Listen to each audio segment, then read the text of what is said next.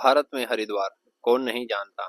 उत्तर भारत में ऐसा कोई इंसान नहीं होगा जो आज तक हरिद्वार नहीं गया होगा। अगर जो व्यक्ति नहीं गया उसकी इच्छा होगी कि मैं एक बार तो जीवन में हरिद्वार हर की पौड़ी पर गंगा जी का स्नान करूं, लक्ष्मण झूले पर चलूं, वो गंगा आरती जरूर देखूं। सब लोग हरिद्वार तो आते हैं लेकिन कुछ जगहें छोड़ देते हैं, जैसे जहाँ पर माता सती यज्ञ के अंदर कूद गई थी, एक वो जगह। दूसरी जगह जहाँ पर माता सती की बारात ठहरी थी, वो जगह आज के समय में बहुत ही इम्पोर्टेंट जगह है। तो ज्यादा इंतजार ना करवाकर वीडियो को शुरू करते हैं। हर हर महादेव। आप सभी का स्वागत है भारत यात्रा की इस नई वीडियो में। वैसे तो मैं हरिद्वार काफी बार आ चुका हूँ। मैं भी अपने समय में डाक कावड़ लेकर जाया करता था, लेकिन हरिद्वार हमेशा एक नई शक्ति देता है जिसको इंसान लेने के लिए किसी भी हद तक जा सकता है। जब हम अपने घर से आते थे तो बड़ा लड़ झगड़ कर आते थे कि हमको हरिद्वार जाना है। गंगा स्नान कौन नहीं करना चाहेगा। यहाँ गंगा का ठंडा ठंडा पानी दोबारा दोबारा बुलाता है। वीडियो शुरू होने से पहले ही आपको अलर्ट कर दिया जाता है, हमारी वीडियो एंटरटेनमेंट के लिए नहीं होती बल्कि जानकारी, ज्ञान और बदलाव, 3 टॉपिक पर होती है। और इस वीडियो में भी आज ऐसे ही होने वाला है। हरिद्वार में आपको किस तरीके से आना है, पूजा कैसे करनी है, यहाँ का क्या क्या इतिहास है, उस सब के बारे में आज यहाँ चर्चा होने वाली है। अगर आप एंटरटेनमेंट करने के लिए इस वीडियो को देख रहे हैं, टाइम पास करने के लिए इस वीडियो को देख रहे हैं, तो कृपया अभी वीडियो को छोड़कर आप जा सकते हैं। हम जब कहीं भी किसी पवित्र स्थान पर पूजा करने के लिए जाते हैं तो सबसे पहला काम हमारा होना चाहिए वहां सफाई करने का। आप किसी तालाब, नदी, कहीं पर भी आप स्नान करने जा रहे हैं, अगर आपके चारों तरफ कचरा है तो मुझे लगता है कि वहां की सबसे बड़ी पूजा उस सफाई करना है। साफ उस मौके पे जो भी गंदगी है उसको साफ करके स्नान कर लेना चाहिए। और मुझे लगता है कि भगवान आपकी पूजा को देखे ना देखे, लेकिन वहां आप लोगों का अगर कचरा उठा रहे हैं तो सबसे पहले भगवान की नजर आपके उस कर्म पर पड़ती है। क्या आप इस तरीके का पहला बदलाव करने के लिए तैयार हैं? मैंने यहाँ पर एक ऐसे बुजुर्ग को देखा जो अपनी आरती को छोड़कर बल्कि शिव के भक्तों पर हवा कर रहा था। मैं भी अपनी मस्ती में मगन था। साथ में जो कावड़िया आए थे उनको भी रंग में रंग दिया।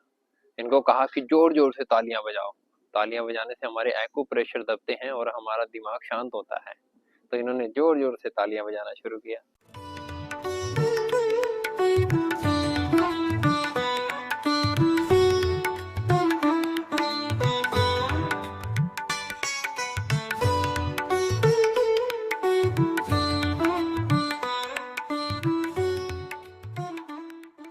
तो दोस्तों इसी के साथ में हमारी गंगा आरती संपूर्ण हो चुकी है। बड़ी खुशी की बात है कि हमको ये सौभाग्य मिला कि गंगा जी की आरती देखना और गंगा जी के जल में अपने अपवित्र शरीर को पवित्र करना और पापों को नष्ट करना। अभी आप मेरे पीछे देख सकते हैं गंगा जी की जो आरती हुई है वो सब लोगों में बांटी जा रही है। ये आरती का मतलब होता है दोस्तों, जैसे ही हम ये जो आरती को अपने हाथ पे लेकर और हाथ को रगड़ के अपनी आंखों और अपने शरीर पर लगाते हैं तो जितने भी मंत्र उच्चारण हुए हैं, जितने भी यहाँ की पॉजिटिव ऊर्जा है वो सारी हमारे शरीर में चली जाती है और हमारे शरीर के कई सारे रोग, जैसे नेत्रों का रोग हो गया और शरीर के ऊपर जितने भी जीवाणु हैं सारे कट जाते हैं। इसलिए जब भी कहीं जाते हैं, आप मंदिर में जाते हैं या कहीं नदी की आरती होती है तो वहां पर उस आरती को लेना बिल्कुल भी मत भूलना। इसी के साथ में मैं सनातनी हर्ष हरियाणा से संपूर्ण भारत यात्री आप सभी को बारंबार प्रणाम करता हूं कि आप हमारी वीडियोस को इतना प्यार देते हैं और अच्छा सा कमेंट करते हैं, हर हर महादेव, गंगे गंगे हर हर गंगे। तो इसी के साथ अब की बार भी कमेंट करके जाइए।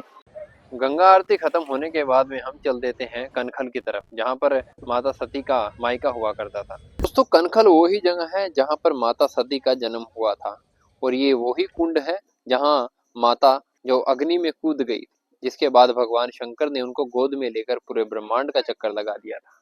फिर जिससे 51 शक्तिपीठों का निर्माण हुआ। आज उन सभी शक्तिपीठों पर लोगों की भीड़ लगी रहती है और वो तंत्र विद्या के सबसे बड़े स्थान बन चुके हैं। गौरी शंकर मंदिर में हूँ और यहाँ इस मंदिर का इतिहास कुछ ऐसा है कि जब भगवान शंकर की शादी माता सती से हुई थी तो यहाँ से गंगा जी पार करके जाएंगे कनखल के अंदर, वहां पर दक्ष प्रजापति का घर हुआ करता था और वहीं पर उनकी शादी हुई थी। लेकिन यहाँ इस जगह पर उनकी बारात ठहरी थी। गौरी शंकर मंदिर के अंदर एक बहुत अच्छा शिवलिंग है जो कि चांदी से जड़ा हुआ है, जिसके दर्शन करने के लिए दूर दूर से भगत लोग आते हैं। लेकिन इस मंदिर के बारे में बहुत कम लोगों को नॉलेज है। बहुत सारे लोग हरिद्वार यात्रा करने आते हैं लेकिन इस मंदिर तक पहुंच नहीं पाते क्योंकि ये मंदिर सड़क से बहुत नीचे है। और इस मंदिर का इतिहास राजा विक्रमादित्य के समय में भी बताया गया। राजा विक्रमादित्य ने इस मंदिर का पुनर्निर्माण करवाया था आज से 2020 वर्ष पहले।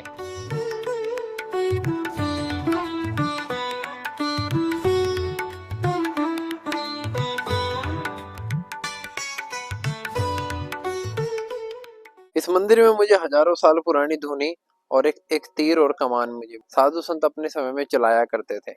और यहाँ मुझे एक ऐसी धुनी भी मिली जिसको सती की धुनी कहते हैं, जो हमेशा गीली रहती है। यहाँ रेत डाला जाता है, हमेशा 12 महीने ये रेत गीला ही रहता है। वैसे तो हरिद्वार में काफ़ी सारे स्थान हैं यात्रा करने के, लेकिन उसमें से एक स्थान के दर्शन कराना चाहता हूँ जिसको चंडी माता मंदिर बोलते हैं। हाँ, सांसों से अंदाज़ा लगा सकते हो, मतलब पहाड़ पे चढ़ रहा हूँ और वो भी झुककर। और कहते हैं कि जो आदमी झुककर चलता है ना, हमेशा शिखर तक जाता है। और काफ़ी ऊंचाई है हाँ, चंडी माता मंदिर की। इसके नीचे ही गौरी शंकर मंदिर अभी दर्शन करके आए थे, जहाँ पर भगवान शिव की बारात ठहरी थी जब माता सती की शादी करने के लिए आए थे। तो दक्षेश्वर महादेव मंदिर है, गंगा जी पार करके वहीं पर माता जी का जन्म हुआ था। और यहाँ इस जगह पर गौरी शंकर की जगह पर उनकी बारात ठहरी थी। इसी के लगभग 1 किलोमीटर की दूरी पे चंडी माता का मंदिर है। उसकी चढ़ाई काफ़ी ऊंची है और गर्मी भी थोड़ी बढ़िया हो रही है यहाँ पे, इसलिए चढ़ने में थोड़ी तकलीफ है। जंगल के बीच में बड़ा सुंदर सा रास्ता है। रास्ता तो ज़्यादा बड़ा नहीं है, छोटा ही रास्ता है, क्योंकि यहाँ पे लैंडस्लाइड होती रहती है तो रास्ते बंद होते रहते हैं।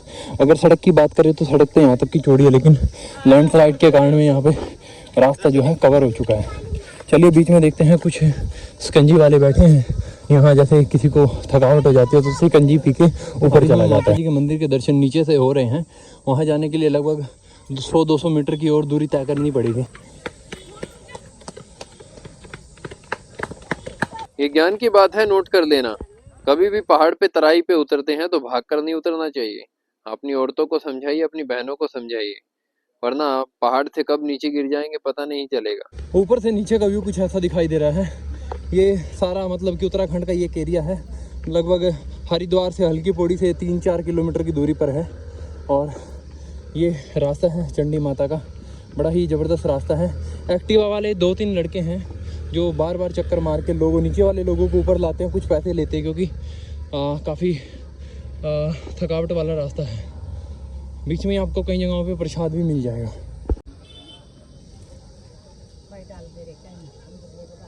ये सामने अंजनी माता का मंदिर भी, हनुमान जी की माता का, और सामने आप देखेंगे कि चंडी जी का मंदिर भी यहीं।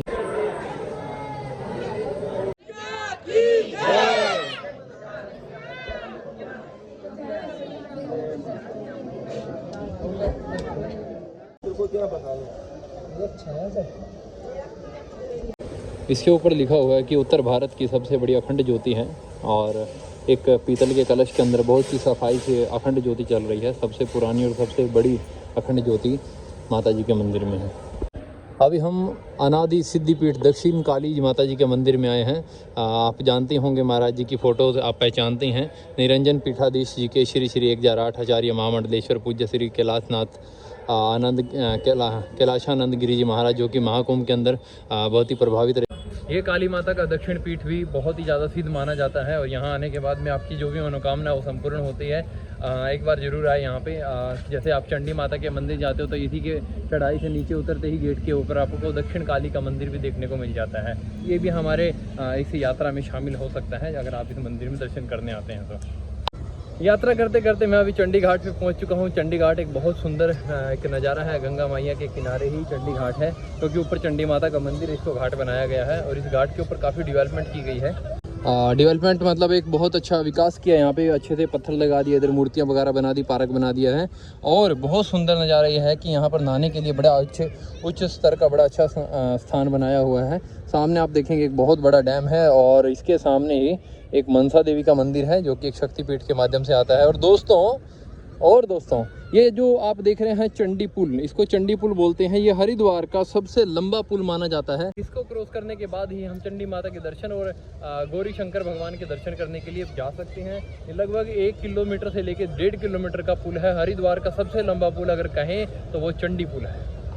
दोस्तों मैं जब पहली बार हरिद्वार आया था तो मैं भैया से मिला था यहाँ पे, और ये महाराज लोगों ने मेरे को चाय पिलाई थी फ्री में और फ्री में पकौड़ा खिलाया था। और अब की बार मैं दोबारा फिर आ गया घूमते फिरते, इनको बोल के गया था मैं ज़रूर, और अब की बार फिर चाय पकौड़ा मेरे को खिला रहे हैं।